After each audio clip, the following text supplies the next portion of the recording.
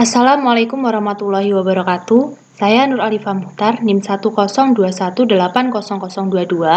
akan mempresentasikan makalah kelompok 11 yaitu mengenai manajemen dana lembaga keuangan mikro syariah. Pertama, mengenai pengertian manajemen dana. Manajemen itu merupakan proses perencanaan, pengorganisasian, pengarahan, dan pengawasan untuk mencapai tujuan yang diharapkan dalam sebuah perusahaan.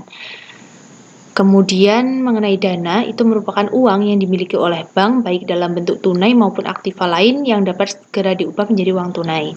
Jadi manajemen dana itu merupakan proses pengelolaan, penghimpunan dana-dana masyarakat ke dalam bank dan pengalokasian dana-dana tersebut bagi kepentingan bank dan masyarakat pada umumnya, serta pemumpukannya secara optimal melalui penggerakan semua sumber dana yang tersedia demi mencapai tingkat rentabilitas yang memadai sesuai dengan batas ketentuan peraturan yang berlaku.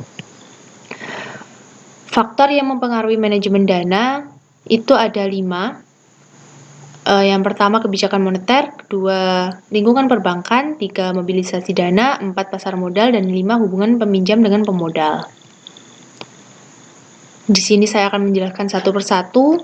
Yang pertama yaitu adalah kebijakan moneter. Nah, setiap muncul kebijakan moneter itu pemerintah juga harus mengambil langkah-langkah penyesuaian agar tidak melanggar peraturan.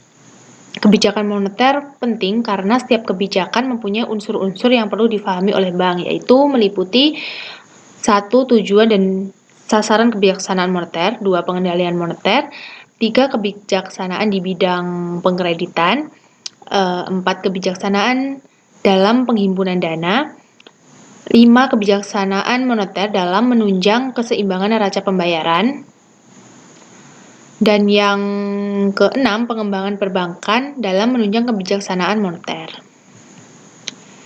Lalu yang kedua faktornya yaitu adalah lingkungan perbankan, di mana lingkungan internal maupun eksternal akan mempengaruhi gaya manajemen dalam mengelola dana. Dalam lingkungan internal bank itu mencakup unsur struktur organisasi, filosofi dan gaya manajemen, kemudian proses perencanaan. Sedangkan dalam lingkup eksternal itu bisa saja dari nasabahnya. Kemudian yang ketiga, mobilisasi dana itu dana yang ada di dalam masyarakat sifatnya relatif terbatas yang diperebutkan oleh perbankan dan lembaga-lembaga keuangan lainnya. Oleh karena itu berlaku hukum permintaan dan penawaran. Permintaan dari nasabah dan penawaran dari pihak bank. Yang keempat, pasar modal. Pasar modal itu adalah alternatif lain bagi masyarakat untuk pemanfaatan dananya selain menyimpannya di bank. Pasar modal juga menjadi alternatif lain bagi perusahaan untuk memperoleh dana selain meminjam di bank. Dengan demikian, pasar modal dapat dilihat sebagai saingan bagi bank baik dalam rangka pengarahan dana atau penanaman modal. Faktor yang kelima itu hubungan peminjam dengan pemodal, yaitu bank pada dasarnya kan sebagai penghubung atau mediator antara pemodal dengan peminjam yang berperan besar dalam hal menghubungkan kedua kepentingan ini agar kedua belah pihak ini mencapai tujuan atas kebutuhan dan kepentingan masing-masing. Jadi apabila ada nasabah yang surplus dana, itu dananya akan diberikan atau dipinjamkan kepada nasabah yang minus dana. Kemudian tujuan manajemen dana, yang pertama, memperoleh profit yang optimal. Yang kedua, menyediakan aktiva cair yang memadai. 3. Menyimpan cadangan. 4. Mengelola kegiatan-kegiatan lembaga ekonomi dengan kebijakan yang pantas bagi seseorang yang bertindak sebagai pemelihara dana-dana orang lain. Dan yang terakhir, memenuhi kebutuhan masyarakat akan pembiayaan. Lalu sumber dana bank itu berasal dari modal inti, di mana modal inti itu berasal dari pemegang saham bank, yakni pemilik bank itu sendiri, yang terdiri dari modal yang disetor pada para pemegang saham, dari cadangan maupun laba ditahan. Yang kedua itu dari investasi, yaitu akadnya menggunakan mudharabah, di mana ada kerjasama antara pemilik dana dan pengusaha atau mudharib untuk melakukan suatu usaha bersama. 3. Itu dana simpanan, di mana dana simpanan ini adalah dana pihak ketiga yang dititipkan pada bank. yang umumnya berupa giro atau tabungan. Nah, akadnya ini adalah wadiah, yaitu penitipan murni yang setiap saat bisa diambil jika pemiliknya menghendaki. Dan bab yang terakhir, penggunaan dana bank. Nah, jadi gini, setelah bank itu memperoleh dana dari pihak ketiga, maka sesuai dengan fungsi intermediari itu kan menyalurkan kepada masyarakat.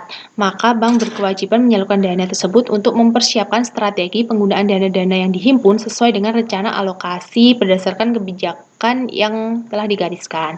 Nah, alokasi dana ini terbagi menjadi dua macam, di mana ada aktiva yang menghasilkan dan aktiva yang tidak menghasilkan.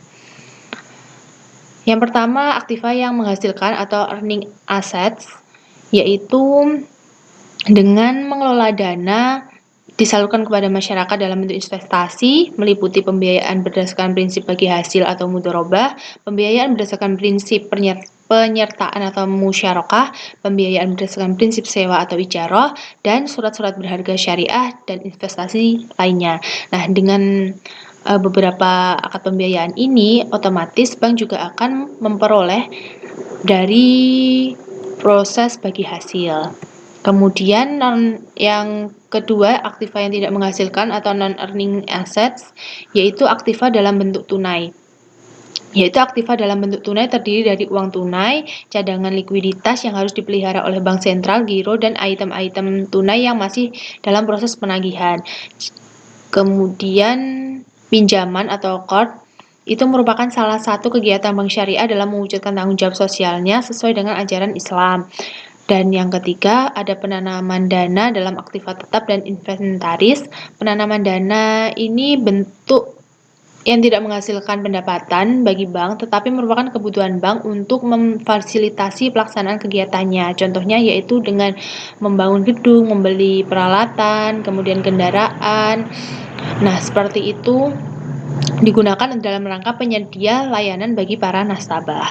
Nah, di sini kegiatan-kegiatan tersebut tidak menghasilkan dana karena dananya itu digunakan untuk keperluan-keperluan bank sendiri. Nah, sekian dari saya. Kurang lebihnya mohon maaf. Assalamualaikum warahmatullahi wabarakatuh.